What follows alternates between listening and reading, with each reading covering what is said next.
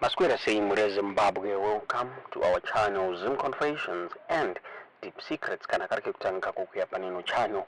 Please don't forget to subscribe kana chungwa garo ka subscribe, don't forget to comment and share this video. Nasi Mure Zimbabwe tavigira nyabritwa na Zanu PF spokesperson wa Christopher Mutsvangwa avo vazotaura mushure mekunge mwana wavo akasungwa muswe Thursday nenyaya money laundering zvakare illegal dealing in cash muri Zimbabwe. During an interview yakaitwa va Christopher Mutsvangwa Sunday Mail, va Chris Mutsvangwa vakaita sekuti vari kublema va Constantino Chiwenga vana vice president nekuda kwekusungwa kwakaitwa mwana wavo muri Zimbabwe. In an extraordinary attack vakabuda vachiquestion war credentials vice president Constantino Chiwenga vakabuda vachitaura ivo vachiti kusungwa kwakaitwa mwana wavo kwakonzereswa nevavengi vavo vari kutraya kuabuse the judiciary system, hoping that vanoita an attitude against the state muri Zimbabwe. Tofunga zvakare last week Monica Mutsvangwa mukadzi wa Christopher Mutsvangwa akabuda achiclaima iye achiti kusungwa kwaitwa mwana wake was a political victimization muri Zimbabwe. Zviri kunzi there are people vari kutraya kuvhiringidza Christopher Mutsvangwa so that anoita an attitude achiblame president Emerson Mnangagwa vachida kudestroya relationship yavo muri Zimbabwe. Christopher Mutsvangwa haana kunema vice president Constantino Chiwenga zviri direct, but asiya maclues ayo anga akatargeta on vice president Constantino Chiwenga. Abuda achiclaima achiti kusungwa kwemwana wavo hakuna kukonzereswa na vaMnangagwa, and so it's somebody else who thinks that he is wearing the shoes of the head of state to manipulate the relationship between me and president. And you know, the gate to power according to constitution is through elections, not through games and shenanigans. I don't answer to ambitious individuals.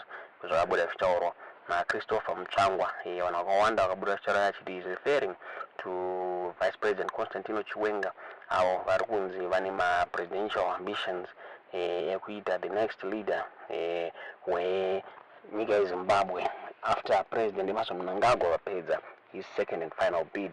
So abuda Christopher Mutsvangwa achitaura achiti zviri kukonzereswa na someone uyo ari kumanipulate relationship ya president na iye Christopher Mutsvangwa achiwear mashoes at the head of state. Vanhu vakawanda fungidzira kuti he is referring to vice president Constantino Chiwenga muri Zimbabwe.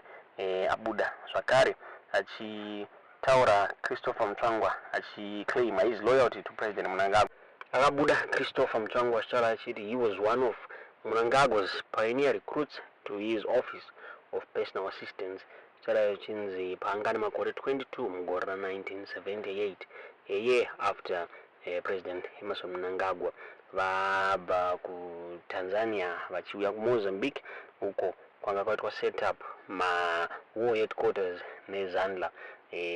Vakataura zvakare achitaura achiti that was before Chiwenga arriva mugore ra 1978 achibva zvakare kuTanzania, ende hondo yanga yawinwa kare apo pakazuya Chiwenga achisangana na Mnangagwa kuTanzania. Zvikanzi na Mutsvangwa he was already there, anga agara akutozivana na president Emerson Mnangagwa muri Zimbabwe, achiquestiona war credentials vice president Constantino Chiwenga achitaura achiti remember the war was in Mozambique and not in Tanzania muri Zimbabwe, of which zviri kunzi nguva yakawinwa hondo vice president Constantino Chiwenga vanga vari kuTanzania muri Zimbabwe. Buda Shinze was already working with the president. I think that proximity to him, my proximity to the president, they think through their post-independence proximity to the president, they can influence him against me or me against him.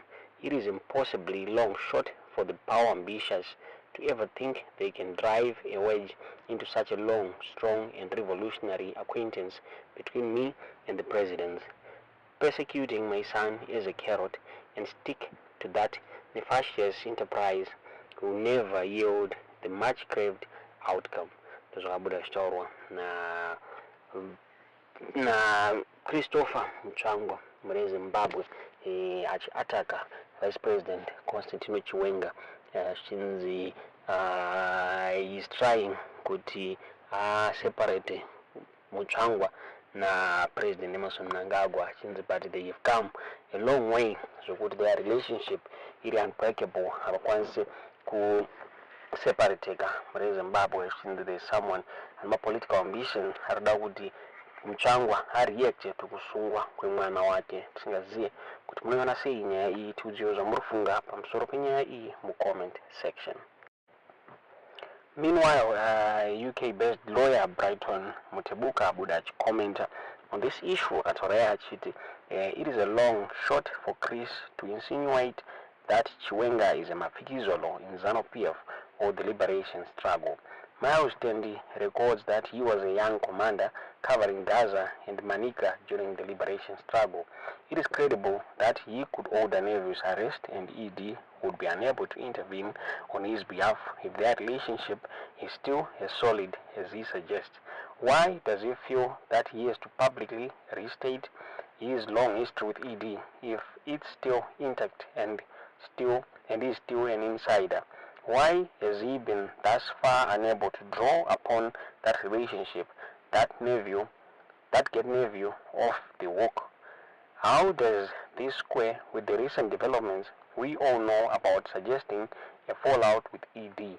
Surely, if that relationship is still solid, Chris would not need to complain bitterly in public about Chiwenga and risk escalating the feud given the attendance risks.